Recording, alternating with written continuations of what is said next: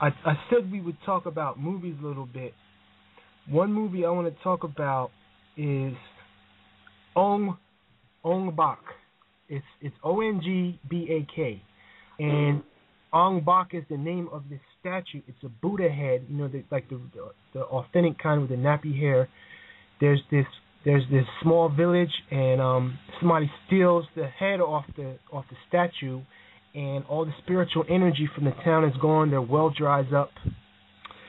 So they send out this one dude who can fight to go retrieve it, so that he bring good luck back to their village. I believe it's in India, and so what he finds is that this powerful businessman is going around the world collecting every nappy head off of every statue on planet Earth so that he can have all the power. To make a long story short, the point is how everybody worships around the world this figure, this god that is the Negro. Mm-hmm. And I know you have a series of videos on your YouTube called the Asian God SAMBO, and so I'm trying to tie in our love that we share for movies with this Asian God SAMBO, and I wanted to know if you could speak on that real briefly. All right. I mean, you pretty much summed it up when you was talking about as far as like the Negro head and all the people was worshiping it. Like, at the end of the day, it's kind of like the way you might look at your family life. And, when you're first born, like the first person you see, besides maybe the doctor or whatever, is your mother, right? So, to that child, like you even hear about people talking about God and they say, well, to a baby, their mother is God, you know what I'm saying? So, like to that child, like their progenitor, the person who brought them into the world is the most important person to them, and that's the person who they look to for, safety, savior, for everything. Like everything about their existence is their mother. So, when it comes to like the different civilizations around the world, and if you study all the different civilizations around the world, you'll find that, their deities always go back to some type of black deity, some type of black male, and then if you get deeper, it really goes back to some type of black female.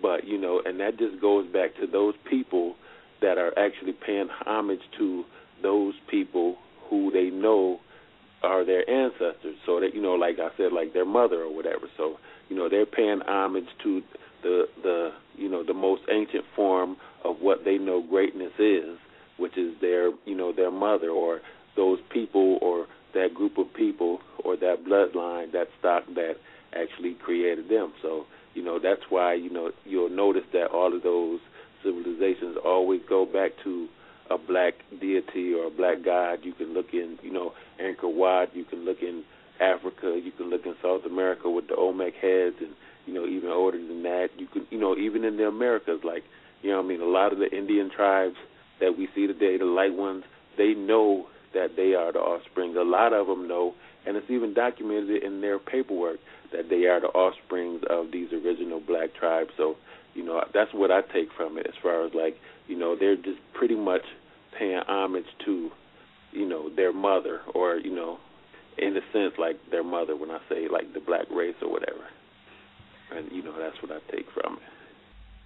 I want to talk a little bit about the origins of humanity. Everybody traces everything back to Africa, which right. I have nothing against Africa, but why would you just focus on Africa when you could have the whole planet? Where were we before Egypt?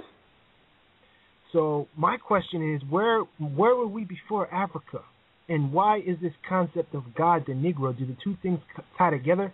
Because in my occult journey, it occurred to me that we come from a higher dimension. So what are your thoughts on our origin? Well, as far as the higher dimension, absolutely, I agree with you with that one. As we know, we are a solar people, and when I say solar, I'm not talking about the sun per se. I'm talking about our soul. You know what I'm saying? And we should know that our soul is present before we reach the planet, and when we leave our soul is still alive and kicking. You know what I'm saying? So we obviously, originate from somewhere else other than this planet. You know, I see someone typed into the chat room Sirius A and Sirius B. You know, I'm into the serious information, absolutely. But, here's the thing about all of that stuff, though. Like, I don't really get into when individuals try to give you a definitive answer as though they know definitively what the true answer is, because, we don't know. We're all still guessing about that as well, and trying to come up with, our calculations and trying to figure out what the ancients were saying about this and what the ancients were saying about that. So, I'm not one of those people that will tell you that, we're from here and we did this and we flew and we astral traveled and our souls bounced off of here and here and landed here. We don't know none of that, and we probably never will know any of that until we transcend to the next level, whatever that may be, and we don't know what that is either. But, we absolutely have to know that, we're not only our physical bodies, we're also our spirit or our soul, and, our soul existed before it came here, and when our bodies leave, our body is pretty much, just a vehicle for us to navigate this planet or this dimension in, and when we're out of this body, then we'll be somewhere else doing something else, and, everything that we're going through on the planet probably will seem mundane to us by then, or, at least we'll look at it for the true learning experience that it is, because that's truly all it really is down here. Sometimes we take things that we do on the planet so seriously, and in this context where we are, where we're in, it is serious to us here at this point, but, there's a bigger picture to the whole thing, like, that goes beyond the planet as far as what I can see, as far as I can tell. I'm not saying that I know everything about that, but I truly do believe that we originate from a place, not even necessarily a physical place, but we originate from an existence that is beyond this one. So absolutely. Yeah, that's one thing that I always try to tell people about the Transformers movie, and everybody's thinking the Fallen or the bad guys. I don't know if you see. Right. No, I feel where you're going with it, and that's why they come out with the movie, Revenge of the Fallen. Like, who is it that is not looking for vengeance, but who is it that will be getting revenge? Like, who is the fallen? When they talk about fallen, they're talking about the fallen angels, as far as like falling from grace or falling from the throne, or falling from our rightful place in the entirety of existence. So like, the fallen, in that sense, as far as the title goes and whatnot, is definitely not the bad guys. That's why it's the Revenge of the Fallen. Like, because they like, and when they make the movies, they'll do things twofold. So like, they may put Revenge of the Fallen, and then you'll see them as the bad guys, but it'll be a double meaning there. You know what I mean?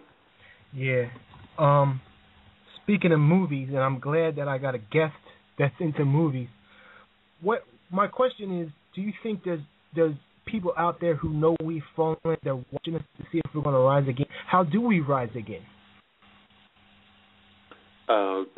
I do think that there's people, like, I think that for the most part, a lot of the people who we may look at as, people on the other side of the fence or whatever, they know the story, they know what's going on. A lot of those movie makers know what's going on. A lot of them know, that we are the fallen or whatever, and they put it in their movies, and they make movies, and people will watch movies for the entertainment value, and they don't really understand what these directors are trying to say, or maybe not even trying to say to us, but it's like it's just put out there, and if we get it, we get it, if we don't, we don't, and maybe some of them don't even really know what they're putting in their movies, but I believe that everything happens for a reason. So I think that when they put things out in movies, and it's things that will spark us, spark our minds, spark our enlightenment, whether they put it in there or not, I believe that that those things occur in those movies for a reason. Like, I believe that, there's a force, whatever you want to call it, God, the universe, whatever, but I believe that there's a force that does have some influence in what's going on, and I believe that certain things happen because they're meant to happen. So, like, different things we see in these movies, they're absolutely meant to happen, but like you were saying, like, a lot of them people making the movies, they do know what they're doing. They do know what they're putting in there. Like in the Nicolas Cage movie, what was it? The one of his, Indiana Jones knockoff movies. What was the one he made? National Treasure. Yeah, those joints. Like, man, those are crazy. Like, he went into the one where he was on the Mount Rushmore, and he even started talking about, like, I think he spoke about the homage or whatever, but there's all types of symbolism in all those movies.